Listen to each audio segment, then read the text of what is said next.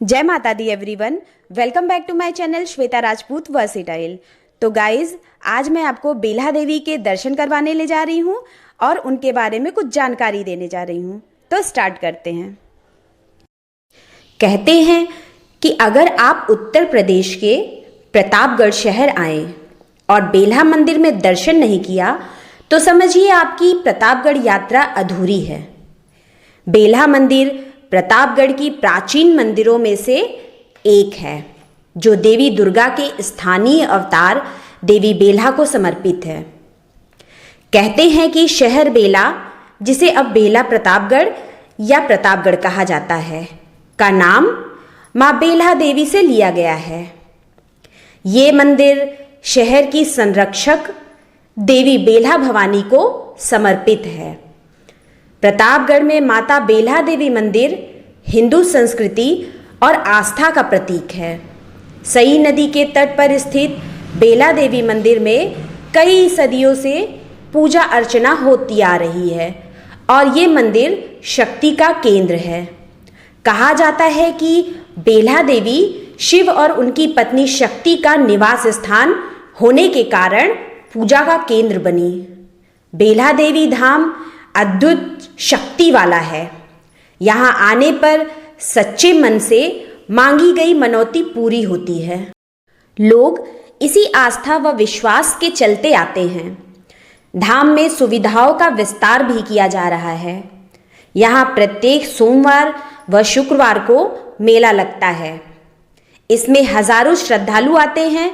कोई हलवा पूड़ी चढ़ाता है तो कोई नारियल चुनरी से माँ को मनाता है।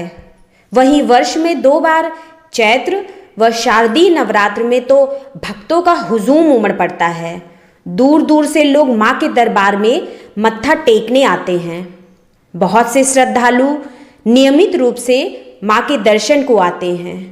नवरात्र में माँ के अलग अलग स्वरूपों का श्रृंगार किया जाता है। माता के धाम में केवल प्रतापगढ़ ही नहीं, कई जिलों व प्रदेश से लोग आते हैं, भंडारा करते हैं। बेल्हा देवी का मंदिर जन आस्था का केंद्र है। बच्चों के मुंडन, कानों के छेदन आदि संस्कारों के लिए भी लोग आते हैं। बेल्हा देवी मंदिर यानी माँ का ये धाम प्रतापगढ़ शहर में स्थित होने की वजह से हर समय साधन मिलते हैं। रेलवे स्टेशन या बस स्टेशन पर उतरने पर ई-रिक्शा, टेम्पो आसानी से मिल जाते हैं। माँ का धाम अयोध्या प्रयागराज राजमार्ग से दूर से ही दिखता है। मंदिर गर्मियों में सुबह 4 बजे से रात 10 बजे तक और सर्दियों में सुबह 5 बजे से रात 9 बजे तक खुला रहता है। भक्तों, ये है मेरी माता बेल्हा। लीजिए, दर्शन कर लीजिए। तो भक्तों, यहाँ पर आप जब प्रसाद चढ़ाने के लिए पंडित जी को देते हैं तो वो प्रसाद सबसे पहले पंडित जी माता को चढ़ाते हैं, उसके बाद वो प्रसाद आपको वापस कर देते हैं।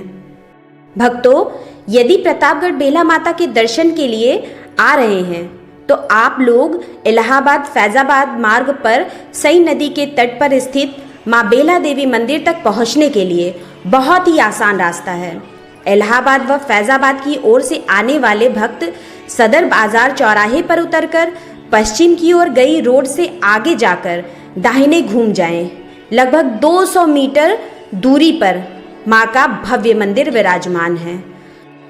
भक्तों, ये मंदिर सई नदी के तट पर स्थित है। जैसा कि आप देख सकते हैं कि आपको सई नदी सामने दिखाई दे रही होगी। यहाँ पर और भी मंदिर हैं जहाँ पर पूजा पाठ और पूजा अर्चना काफ़ी होती है। उन मंदिरों का भी दर्शन आपको करवाएंगे और ये भी बताएंगे कि कौन से देवी देवता वहाँ पर विराजमान हैं।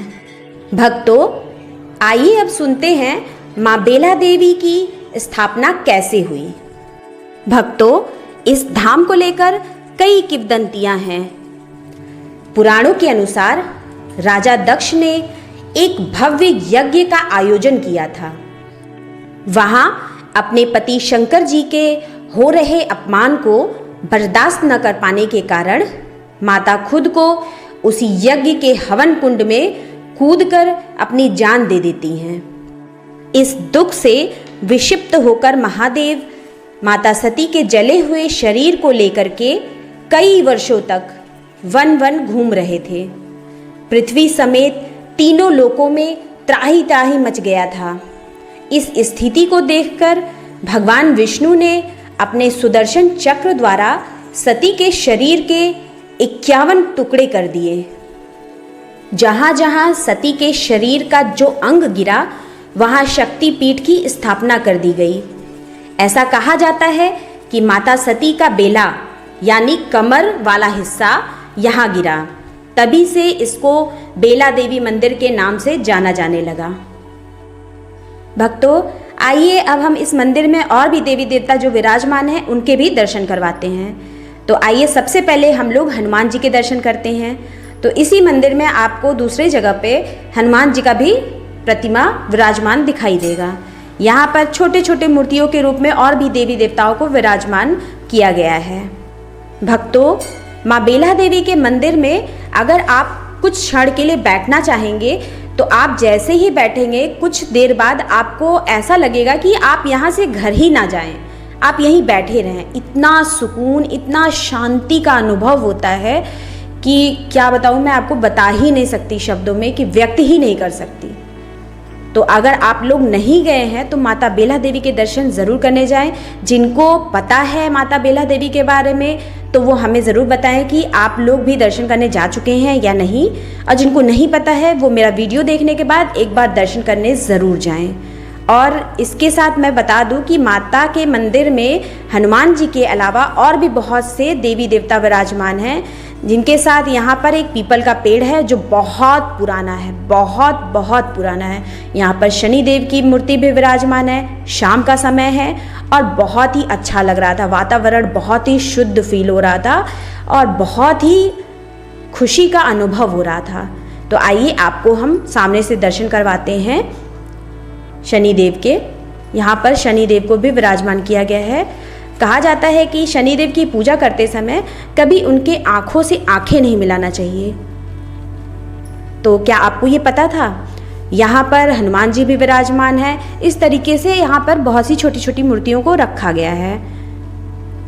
भक्तों, यहाँ बता दूँ, ये जो आपको खाली दिखाई दे रहा है, यहाँ पर भक्त लोग आकर बैठते भी हैं। इसी मंदिर में आपको हवन भी करने का मौका मिलता है। यहाँ पर यात्रीगण आते हैं या फिर कोई भी भक्त आता है, वहाँ पर आपको भोजन भंडारा करवाया जाता है। चलिए अब दूसरी साइड में चलते हैं। आइए अब मैं आपको दिखाती हूँ सई नदी का किनारा।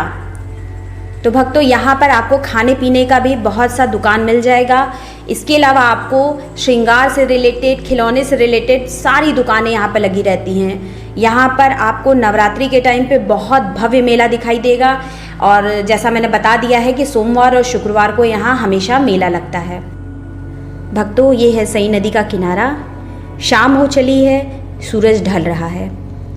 इसके साथ हम लोग मंदिर में काफ़ी देर तक बैठे हुए थे और मंदिर में बहुत अच्छा लग रहा था। तो भक्तों, यहाँ से अब हम सीधे इधर साइड में आगे बढ़ेंगे। जब इधर से आगे बढ़ेंगे तो यहाँ पर आपको बहुत ढेर सारी दुकानें दिखाई देंगी। उन दुकानों पे आपको कॉस्मेटिक सामान से लेकर, खिलौनों से लेकर, भगवान की फ़ोटोज़, बुक्स, लॉकेट्स, ये सारी चीज़ें मिलेगी। इसके अलावा और बहुत सी चीज़ें हैं जो आप यहाँ से परचेज़ कर सकते हैं। आइए भक्तों, अब हम आपको दुकानों का थोड़ा सा टूर करा देते हैं। आपको क्या क्या सामान यहाँ मिल सकता है तो आप देख सकते हैं। भक्तों, एक अलर्ट आपको देना चाहूँगी कि यहाँ पर अगर बच्चों के साथ जा रहे हो तो बच के जाइएगा, क्योंकि यहाँ पे इतने खिलौने मिलते हैं कि बच्चे आपके खिलौने के साइड ही भागेंगे। तो भक्तों, यहाँ से हम आगे बढ़ते हैं तो इधर आपको साइड में दुर्गा माँ की मंदिर भी दिखेगा और एकदम स्ट्रेट आपको जो दिखाई दे रहा है गुंबद, वहाँ पर भोलेनाथ का मंदिर है। भक्तों, ये जो चुंदरी दिखाई दे रही है, यहाँ पर जो भक्त आते हैं, मन्नत मांगते हैं, वो चुंदरी भी बांध कर जाते हैं। इसके अलावा आपको यहाँ पे और भी देवी देवताओं की प्रतिमाएं दिखाई देंगी, जैसे कि दुर्गा माता, भोलेनाथ भगवान, माता पार्वती, श्री राम भगवान, सीता मैया, लक्ष्मण भगवान, हनुमान जी। भक्तों, इस धाम को लेकर कई किंवदंतियाँ हैं जिनके बारे में मैं आपको बताने जा रही हूँ। तो एक किंवदंती ये भी है कि स्वयं भगवान श्री राम ने 14 वर्ष के वनवास के दौरान सई नदी को पार करने के पश्चात उन्होंने कुछ समय नदी के किनारे घने जंगलों में व्यतीत किया था। इस निवास काल के दौरान भगवान श्री राम प्रतिदिन प्रातःकाल सई नदी में स्नान कर माँ बेला देवी की पूजा अर्चना किया करते थे। ये भी कहा जाता है लंका के वापस अयोध्या लौटते समय भरत ने भी यहाँ पूजन किया था। भक्तों, ये जो छोटा सा गुंबद आकार का मंदिर दिखाई पड़ रहा है, यहाँ पर भगवान भोलेनाथ का शिवलिंग विराजमान है। उनके साथ उनके सारे परिवार को भी यहाँ विराजमान किया गया है। यहाँ पर भोलेनाथ की पूजा अर्चना किया जाता है। यहाँ पर प्रत्येक शिवरात्रि, महाशिवरात्रि, प्रदोष व्रत, इसके अलावा आपको प्रत्येक सोमवार और महादेव की जितने भी त्यौहार हैं उस त्यौहार पर यहाँ पर बहुत भीड़ उमड़ती है और महादेव की पूजा अर्चना की जाती है। इसके बाद अब हम चलते हैं सामने मंदिर में, जहाँ पर आपको कौन से देवी देवता विराजमान हैं इसका दर्शन करवाते हैं। तो आइए चलते हैं। तो भक्तों आइए अब हम यहाँ पे दर्शन करते हैं। यहाँ पे श्री राम भगवान, सीता मैया, लक्ष्मण भगवान और हनुमान जी विराजमान हैं। भक्तों, इस मंदिर को लेकर एक और किंवदंती है, जिसमें कहा जाता है कि राजा पृथ्वीराज चौहान की बेटी बेला थी, जिसका विवाह इसी क्षेत्र के ब्रह्मा नामक युवक से हुआ था। विदाई के ही दिन पति की मौत हो जाने पर बेला सई नदी में प्राण दी थी, इससे ये नाम पड़ा। भक्तों, यहाँ पर भक्तगण आते हैं और मन्नत के अनुसार चुनरी बांध कर जाते हैं। तो यहाँ पर मन्नत वाली चुनरी बांधी जाती है।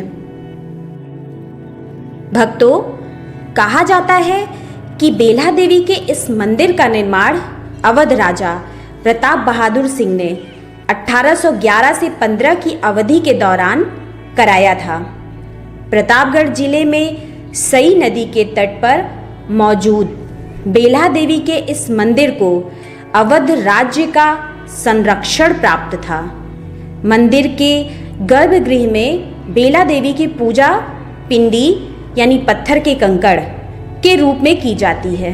पिंडी के ऊपर देवी माता की संगमरमर की मूर्ति है, जिसको आकर्षण वस्त्र और गहनों से सजाया जाता है। देवी की पूजा संगमरमर पर तराशी गई मानव रूपी मूर्ति रूप में की जाती है। प्रतिमा चांदी की परत वाले छोटे गुंबददार मंदिर में विराजमान है। भक्तों, संगमरमर की मूर्ति के साथ साथ पिंडी यानी पत्थर की भी पूजा की जाती है। भक्तों, ये है महादेव के शिवलिंग, जहाँ पर आपको उनके सारे परिवार की प्रतिमाएं विराजमान दिखाई देंगी।